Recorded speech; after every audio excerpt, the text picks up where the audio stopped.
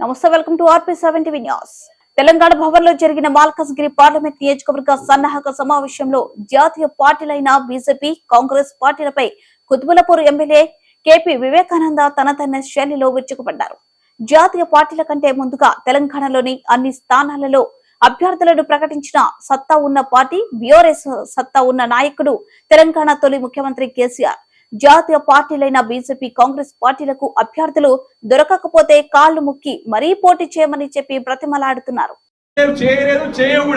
కాబట్టి వివరించి BRS party మన ఎంపీ అభ్యర్థి పార్లమెంట్ లో ఉంటే మన గురించి గొంతుకునే మాట్లాడతాడు, మనకు కావాల్సిన హక్కుల గురించి పోరాడతారని చెప్పి అభ్యర్థులు మంచి అభ్యర్థి కాబట్టి మనతో మమేకమై కలిసిమెలిసి అభ్యర్థి కాబట్టి మనకు అది కూడా అడ్వాంటేజ్ కాబట్టి చక్కగా పనిచేసుకుంటూ చెప్పి కోరుకుంటూ మరి ఇప్పుడు విశాల వారికి ఆరోగ్యం బాగాలేకుండా ఒక నిమిషం మాట్లాడుతుందిగా కోరుతా ఉన్నాను. ముందుకు పోదామని చెప్పేసి అన్న ఏమైనా సరే క్యాండిడేట్ మాత్రం ఉత్సాహవంతుని మాకు కూడా ఆయన పరిగెత్తు మమ్మల్ని పరిగెత్తే విషయంగా